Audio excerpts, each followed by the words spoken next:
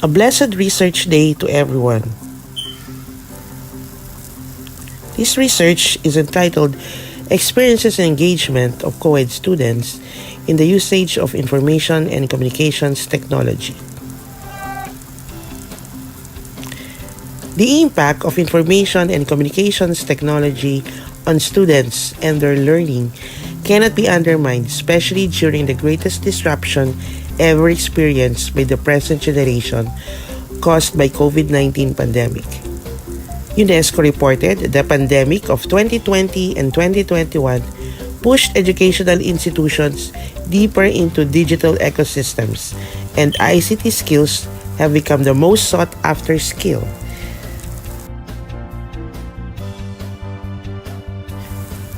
Policymakers, school administrators, educational planners, teachers, students and parents, as well as other stakeholders and industry partners are heavily challenged as the world becomes increasingly digital with a growing global demand for ICT.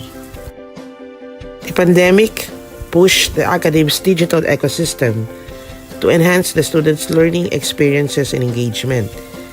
This digital ecosystem is an environment characterized by existence of technical platforms that can support teaching and learning, with the usage of various learning platforms, multiple media, or information and communications technology.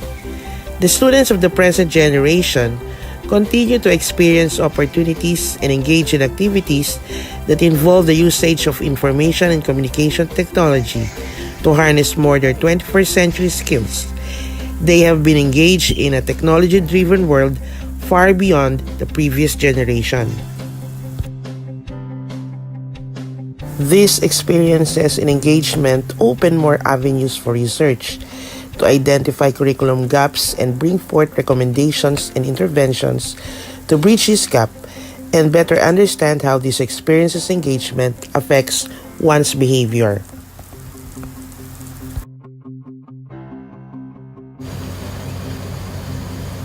The universities help address the attainment of the 2030 Agenda or Sustainable Development Goals, which are a set of global goals of the United Nations that aim to achieve certain targets that include inclusive and equitable quality education, as provided in SDG 4.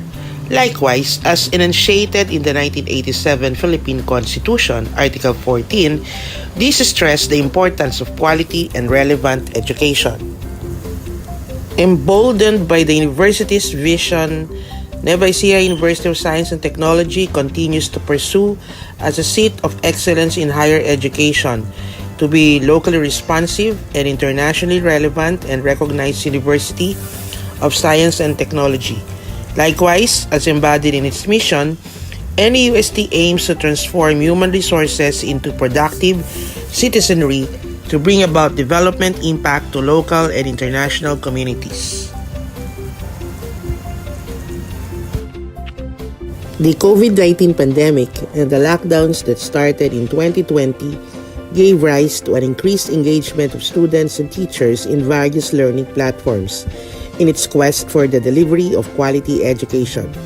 These online classes, both conducted in synchronous and asynchronous learning activities, contribute to various experiences and engagement where students learn new knowledge, skills, and values.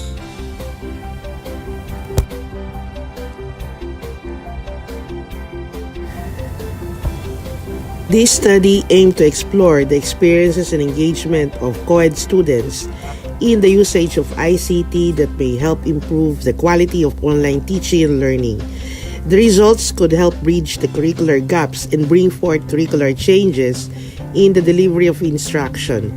Information gathered may provide baseline data on the items that may contribute to curricular innovation and bring about student satisfaction based on their experiences and engagement in the usage of ICT during online classes. Specifically, this research seeks to provide significant answers to the following objectives. Identify the demographic profile of the respondents in terms of courses, year level, gender, geographical location, 2. Determine the respondents' experiences as to the usage of information and communications technology in terms of gadgets utilized, internet connectivity, monthly budget, and most widely used educational software and application by the respondents during online classes. Number 3. To describe the respondents' level of satisfaction during engagement in their online classes in terms of the following: integration of the 21st century skills, conduct of evaluation, integration of values, integration of health awareness, educational software utilized. And fourth, identify interventions for curricular innovation and improve the delivery of online classes.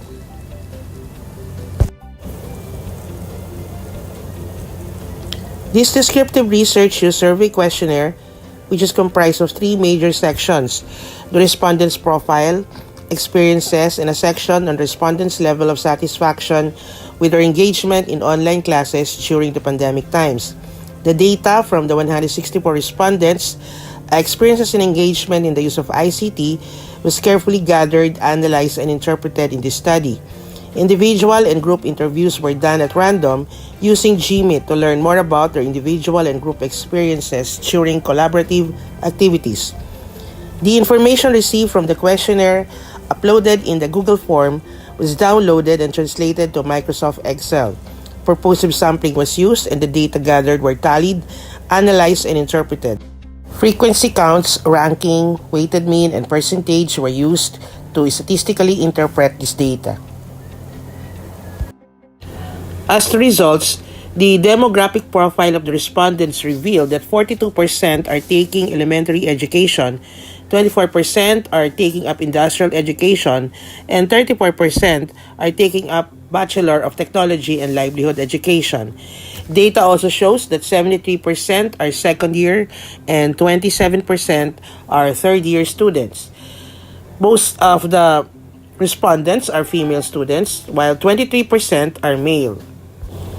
As to the geographical location of the respondents, the majority of the respondents are residents of Cabanatuan City, around 23.8%, and the rest are from the nearby municipalities of Santa Rosa, Quezon, Saragossa, Jaen, Licab, Rizal, and Pantabangan.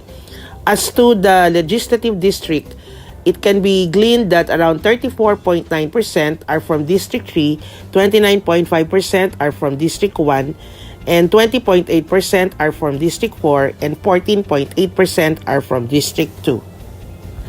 As to their experiences in the gadgets utilized, budget, and internet connection, only a few students had access to laptops, desktop, and netbooks, as well as printers.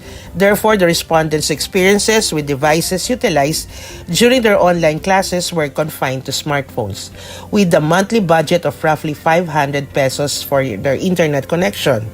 The respondents rated their internet access as poor to average. Different educational software and applications were widely used by the respondents during their online class, which influenced the pedagogical techniques in the delivery of instruction. The use of social media like Facebook, social learning, and Messenger are widely used that influence the engagement of students in information and communications technology during their online classes. As to the students' engagement and level of satisfaction, the complexities of the social media and network of experiences and participation of students in their online classes include relationships formed, knowledge and skills acquired, and values instilled.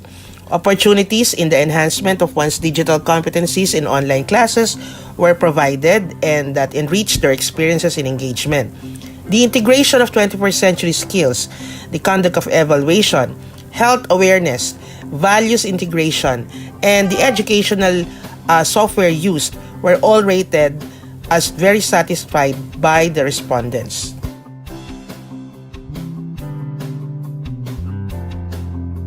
Educators are concerned about the quality of integration of 21st century skills. Educators must not overlook the fact that students could experience other problems such as cyberbullying, hacking, and their individual rights and privacy must be guaranteed. The following are hereby recommended for consideration. Number 1, annual webinar or seminar on social media etiquettes or think before you click. Number 2, adoption of a standardized uniform classroom online policies and etiquettes for teacher education. Number 3, integration in the syllabus of instruction, the promotion of mental health education. Number 4, strengthen values integration by way of allotting a period or time for reflection and other biblical readings or recollections. Number 5, continuous teacher training on ICT as well as team teaching as a pedagogical approach should be encouraged and supported. Number 6, seminar, webinars with invited resource speakers in the area of specialization who can enhance and enrich the engagement of students in ICT and 21st century skills.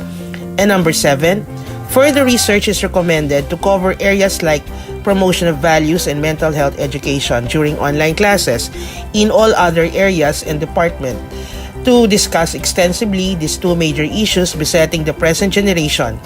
The pandemic years truly affected the emotional and spiritual development of the youth today.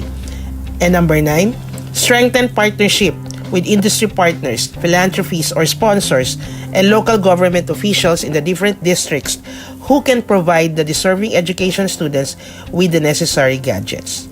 And lastly, other capability building seminars and skills challenge competitions to harness the students' competencies in ICT and 21st century skills.